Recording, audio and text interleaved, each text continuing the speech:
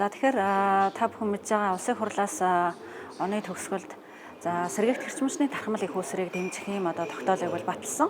Тэгэхээр энэ тогтоолын хүрээнд бол 3 төрлийн тархамал их үүсвэрийн хөгжлийг эрчимжүүлэх юм чиглэлийг бол засгийн газарт өгж байгаа.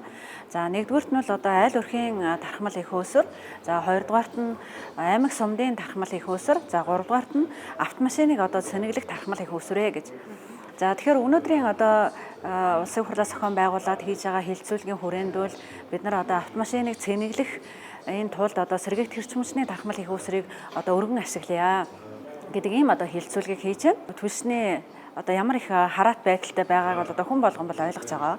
За тэгэхээр энэ хараат байдлыг бууруулах нэг зөвлөл нь ерөөсөө л цахилгаан машины хэрэглээг нэмэгдүүлэх шаардлагатай. За гэтэл цахилгаан машины хэрэглээг хязгаарлаад байгаа нэг хүчин зөвлөл мэдээж бид нар цахилгаан машиныг цэнэглэх байгууламжууд бол маш ховор байгаа.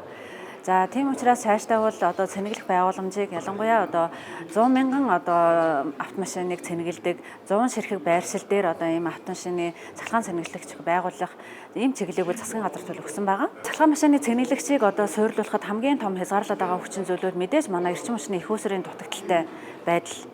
За тэгэхээр яалтчихгүй энэ цэнэглэгч байгууламжийг байгуулахын тулд ерөөсөө бид нар бол сэргийгт хэрчим хүчний их үүсвэрүүдийг олноор барьж байгуулах шаардлагатай байна. Ялангуяа тэр үйлчилгээний том байгууллагууд маань тэр байшин барилгынхаа дээврийг, ханыг сэргийгт хэрчим хүчний их үүсвэрээр шийдэх юм бол энэ цахилгаан машины автомашиныг цэнэглэх төхөөрөмжүүдийг байгуулж болох юм байна.